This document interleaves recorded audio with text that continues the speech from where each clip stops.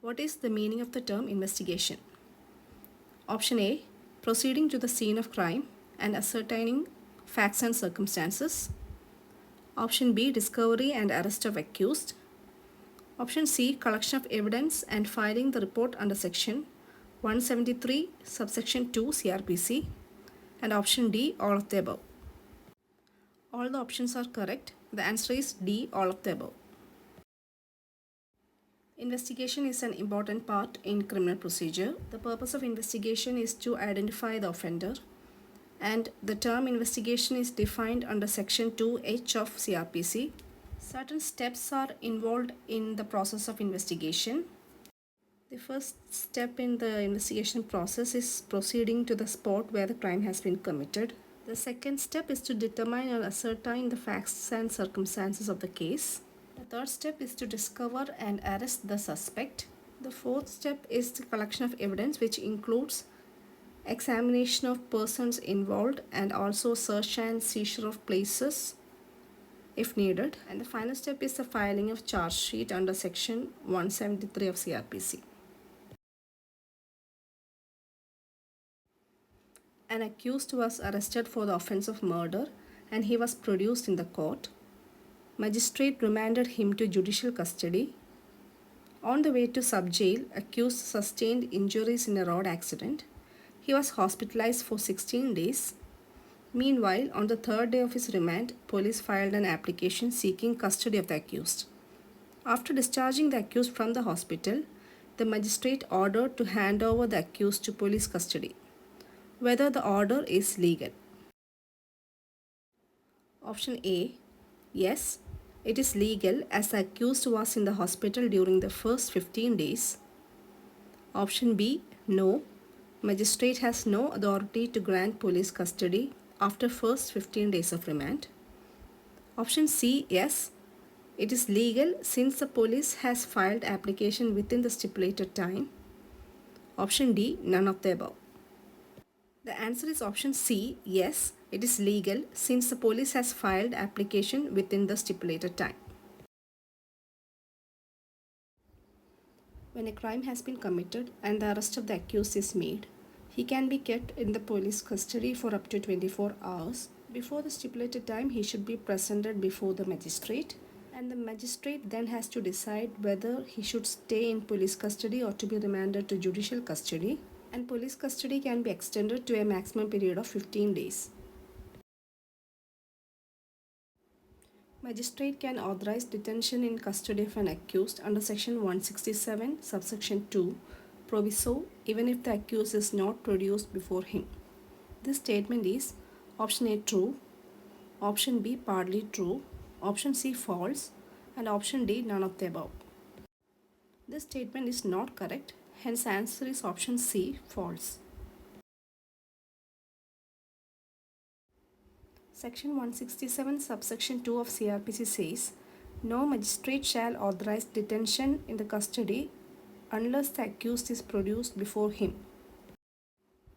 Hence, the magistrate to whom an accused person is forwarded authorize the detention of the accused in custody for a term not exceeding 15 days, and the magistrate is not authorized the detention under this section unless the accused is produced before him in person. A magistrate convicted an accused under section 326 IPC and imposed sentence. Subsequently, the accused filed an application pointing out an error apparent on the face of the judgment and also stating sufficient reasons to review the judgment so as to alter the conviction to one under section 323 IPC. The magistrate, having satisfied about the grounds mentioned in the application, allowed it, whether his action is legal and proper. Option A, yes, it is legal and proper even if prosecution objects to it. Option B, it is not legal and it is improper. Option C, yes, it is legal if the prosecution was given an opportunity to be heard. And option D, none of the above. The answer is option C, yes, it is legal if the prosecution was given an opportunity to be heard.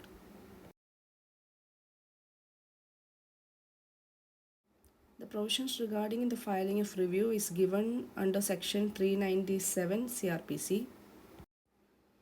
Review in criminal law is a legal remedy which allows the party to challenge the correctness of a judicial order passed against them.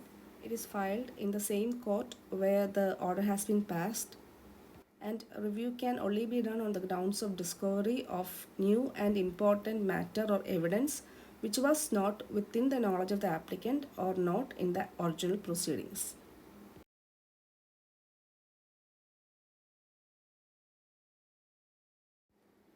In the course of trial, the court found that examination of one of the witnesses given up by the prosecutor is essential to the just decision of the case. Court issued summons to the witness under section 311 CRPC. Accused contended that the court has no power to issue summons to such a witness. This contention is option A, sustainable because only the prosecutor can take steps to summon him. Option B, unsustainable. Court has the power to do so. Option C, sustainable because this witness can be summoned only at the instance of the accused. And option D, none of the above. Here the answer is option B, unsustainable. Court has the power to do so. Section 311 CRPC contains provisions regarding the power of the court to summon material witness or examine the person present. Here the court at any stage of inquiry, trial or proceeding call for or summon any person as a witness or examine any person or re-examine any person already examined if it is needed for the just decision of the case. Magistrate forwarded a complaint under section 156 subsection 3 CRPC with the direction that it shall be investigated by the superintendent of police of a district. This direction is option A, legal under all circumstances. Option B, legal if all the allegations in the complaint are very grave. Option C, illegal. And option D, none of the above. The answer is option A, legal under all circumstances.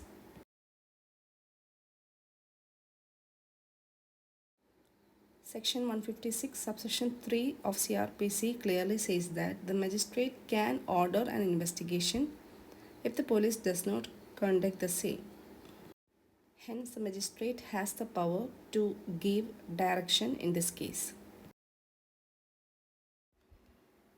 Magistrate convicted an accused under section 353 IPC and sentenced him to undergo imprisonment for 2 years. During trial, he was in judicial custody. Magistrate suspended the sentence under section 389 subsection 3 CRPC. The order passed is option A, perfectly legal because the term of imprisonment is not exceeding 3 years. Option B, not legal because the conviction is for a non-bailable offence. Option C, not legal because at the time of conviction the accused was not on bail. And option D, none of the above. The answer is option C, not legal because at the time of conviction the accused was not on bail. Provisions regarding suspension of sentence and release of appellant on bail is given under section 389 CRPC. This power of suspension of sentence can be exercised by the court only when the accused is convicted and the sentence of imprisonment does not exceed 3 years.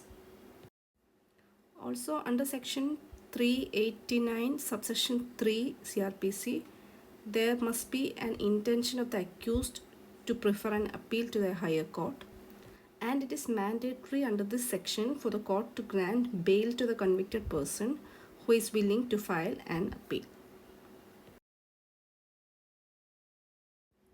A criminal case was posted for recording evidence of the witnesses summoned.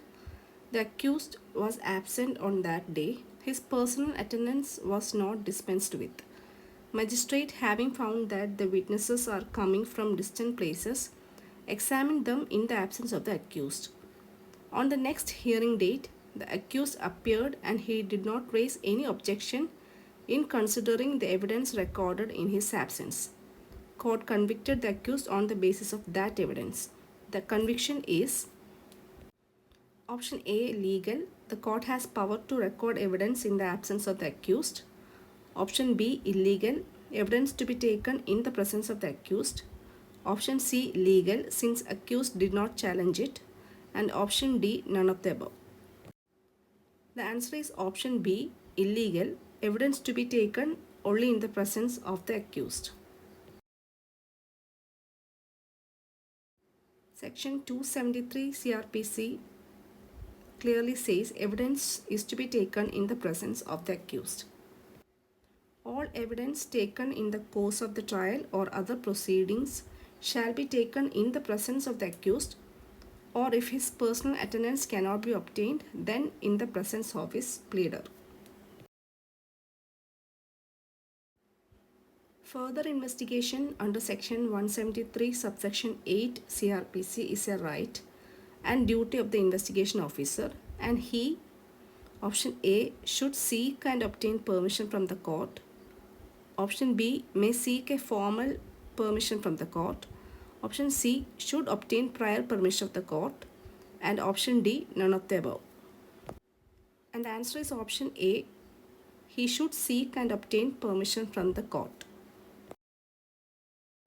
The provisions regarding further investigation is given under section 173 subsection 8 of CRPC.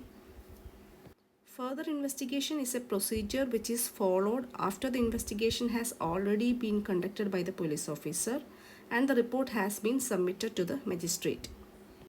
And through this section, the magistrate is given the power to order for further investigation. Here, once the police report is submitted, further investigation by the police is allowed, but fresh investigation or re-investigation is not allowed.